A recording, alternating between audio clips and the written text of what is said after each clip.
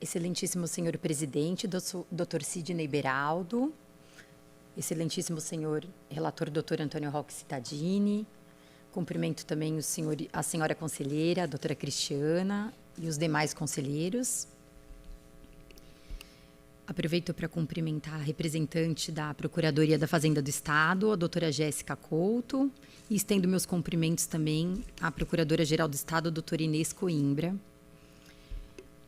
Cumprimento o senhor secretário-diretor-geral, doutor Sérgio, em nome de quem cumprimento os agentes de fiscalização e servidores do tribunal, em especial os da Diretoria de Contas do governador, doutora Abílio, aqui presente, inclusive, que atuaram nos relatórios relativos às contas, horas examinadas, aproveitando a oportunidade para cumprimentá-los pela excelência dos trabalhos realizados. Bom,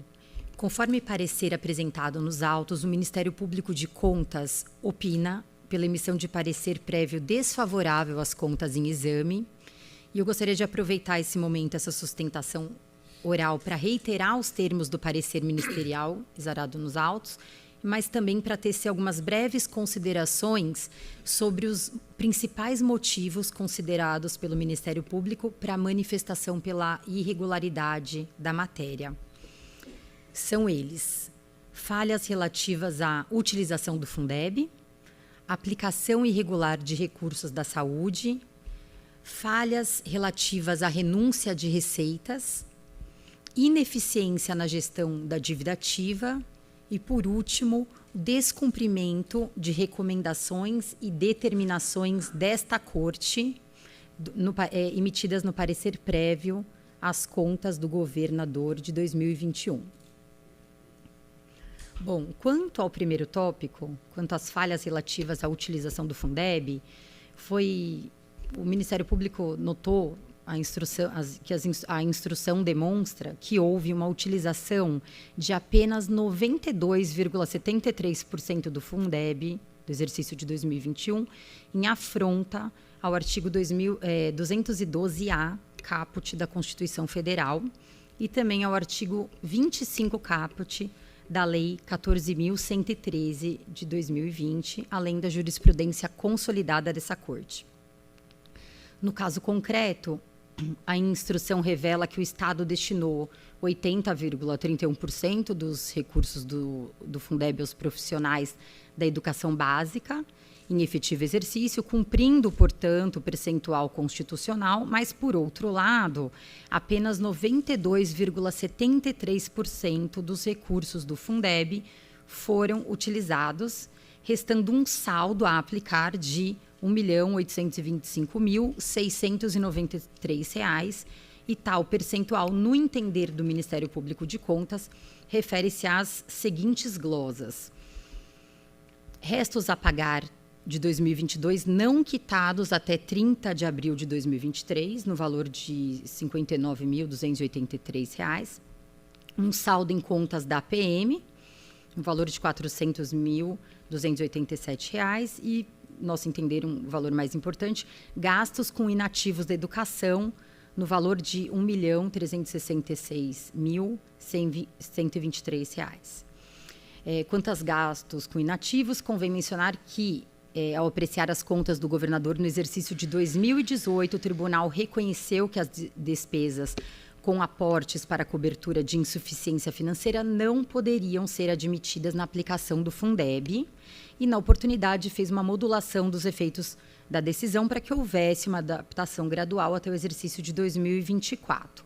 Contudo, houve a edição da Emenda Constitucional número 108 de 2020, e por meio da qual a utilização dos recursos destinados ao ensino para pagamentos de aposentadorias e pensões passou a ser expressamente vedada. Então, o artigo 4º da emenda estabeleceu expressamente que esses efeitos financeiros seriam produzidos a partir de 1º de janeiro de 2021, razão pela qual, no entender do Ministério Público, a modulação estabelecida restou prejudicada. Por essa razão, o Ministério Público entende que a questão de recursos do Fundeb para custeio dos inativos não encontra respaldo jurídico, Portanto, considerando a utilização de 92,73% do Fundeb 2022 em afronta ao texto constitucional e à legislação e à jurisprudência dessa Corte, entende o Ministério Público que se trata de um dos motivos determinantes para a emissão de parecer prévio desfavorável. Agora, em relação à saúde, como eu mencionei anteriormente, nós pudemos verificar pela instrução dos autos falhas relativas à aplicação de recursos da saúde. É possível extrair dos relatórios de fiscalização a destinação de apenas 9,98% da receita proveniente de impostos e transferências em ações e serviços públicos de saúde, em desrespeito ao percentual fixado na Lei Complementar, número 141 de 2012. No caso concreto, nota-se que o Estado de São Paulo aplicou R$ 18.611.429 em ações e serviços públicos de saúde, o que equivale a esses mencionados 9,98% da receita proveniente de impostos em transferências. E para consideração desse percentual, a DCG,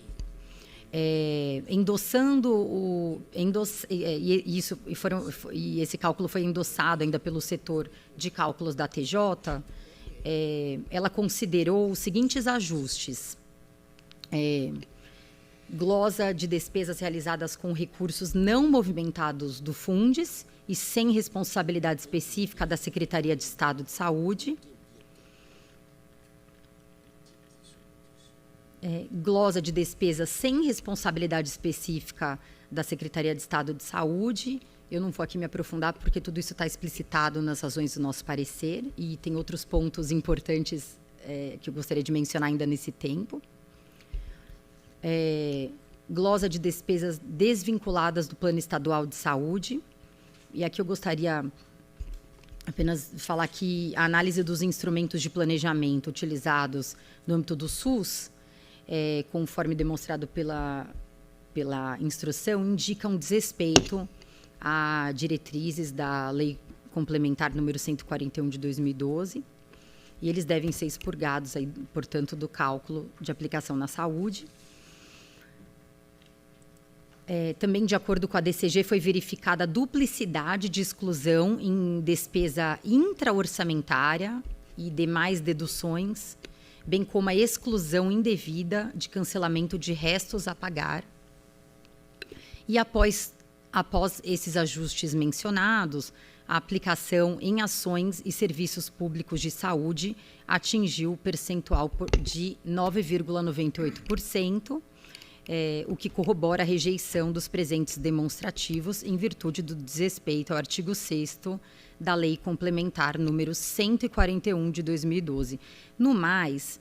a Diretoria de Contas do Governador também indica a necessidade de um maior zelo no cumprimento da atribuição constitucional de apoio financeiro aos municípios, no planejamento da saúde, na aplicação de recursos vinculados ao SUS, na transparência e visibilidade da gestão, na fidedignidade e confiabilidade das despesas de pessoal indicadas no CIAFEM e disponibilizados pelo CGU. Bom,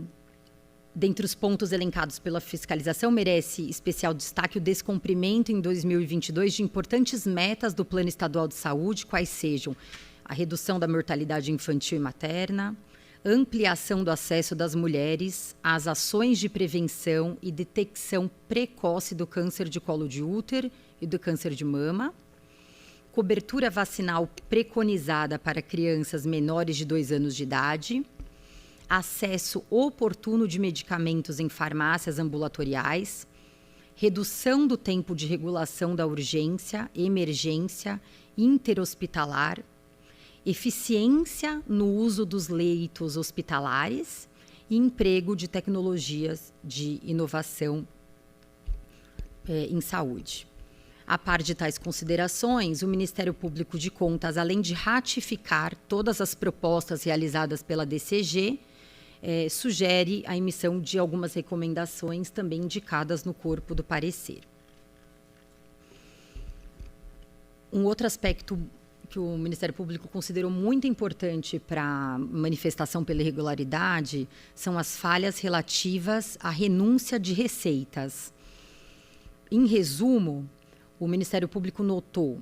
alguns apontamentos bem importantes a serem considerados, como imposição de empecilhos à regular atuação do controle externo, prejudicando a avaliação da matéria, falta de consistência quanto à estimativa de valores a serem renunciados,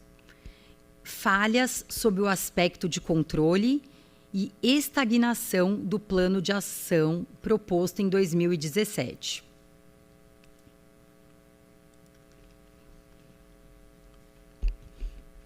Bom, como é de conhecimento de todos, o artigo 70 da Constituição Federal da República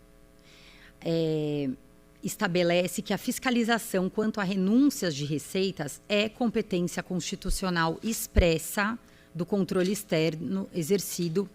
pelo Tribunal de Contas. Segundo o artigo 14, parágrafo 1º da Lei de Responsabilidade Fiscal, a renúncia compreende anistia, remissão, subsídio, crédito presumido, concessão de isenção em caráter não geral, alteração de alíquota ou modificação da base de cálculo que implique redução discriminada de tributos e contribuições e outros benefícios que correspondam a tratamento diferenciado. Embora não represente despesas propriamente ditas, tais renúncias devem ser tratadas como gastos públicos, uma vez que são utilizadas como alternativa à alocação direta de recursos via orçamento público, com o intuito de alcançar objetivos econômicos, sociais ou de desenvolvimento regional, sendo crucial sua transparência, acompanhamento e avaliação. Em virtude da relevância da matéria, o Ministério Público de Contas propôs, em 17 de novembro de 2015, que as renúncias de receitas passassem a constar como tópico da análise das contas do governador. No exercício de 2017, esta Corte iniciou a análise das renúncias das receitas do Estado de São Paulo e, nessa ocasião, foram apresentados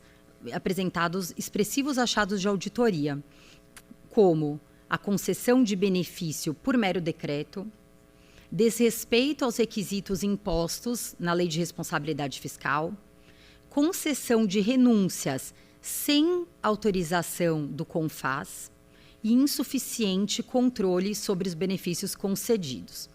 Além disso, a análise de diversos aspectos das renúncias de receitas restou prejudicada, tendo em vista que a Secretaria da Fazenda e Planejamento encaminhara apenas parte dos dados requisitados pela fiscalização sob a alegação de sigilo fiscal. Para suplementação dos graves apontamentos verificados, o Tribunal de Contas paulista determinou ao governador que remetesse, no prazo de 90 dias, um plano de ação. O plano deveria conter o plano com vista à geração de informações verossímeis e à demonstração da efetiva amplitude da política de desoneração do governo e seu impacto nas finanças do Estado.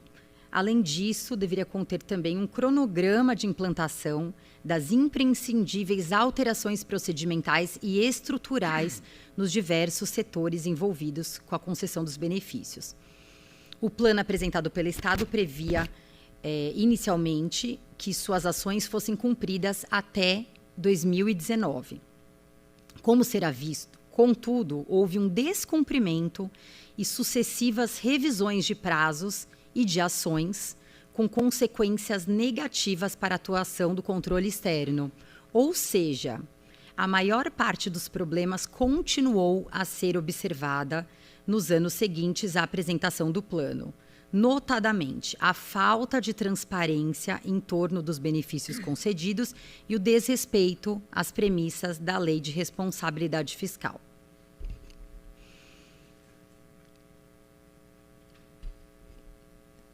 O tempo está perto.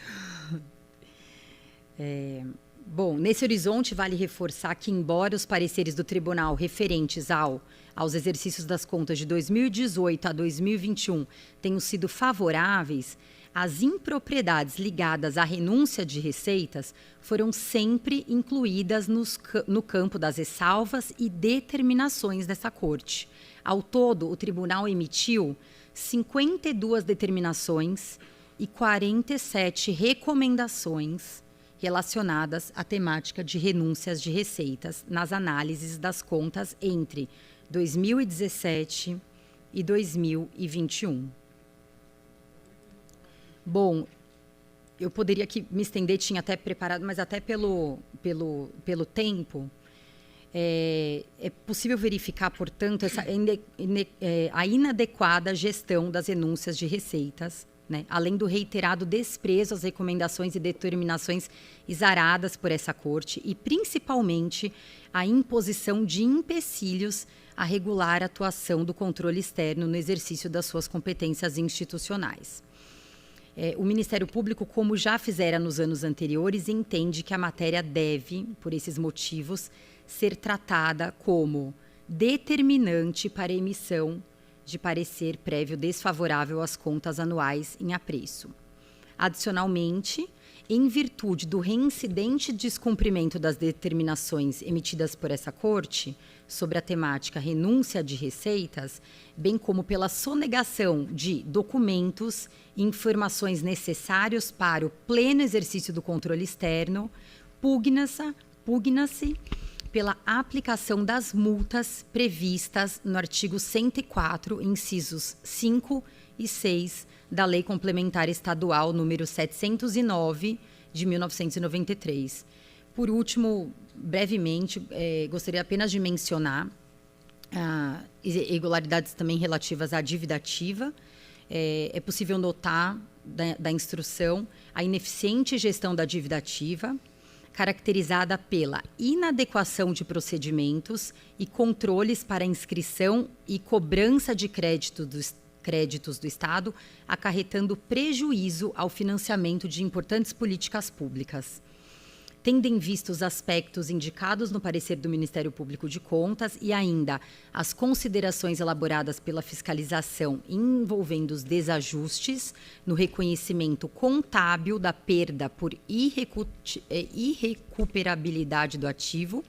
conclui-se que a matéria aqui tratada também macula a regularidade das presentes contas. Soma-se às impropriedades até aqui mencionadas o descumprimento de recomendações e determinações do parecer prévio alusivo às contas do governador de 2021, conforme detalhada análise empreendida pela Diretoria de Contas do governador. Diante do exposto, o Ministério Público de Contas reitera os termos do parecer exarado nos presentes autos com as recomendações propostas e manifesta-se pela rejeição das contas em exame. Muito obrigada.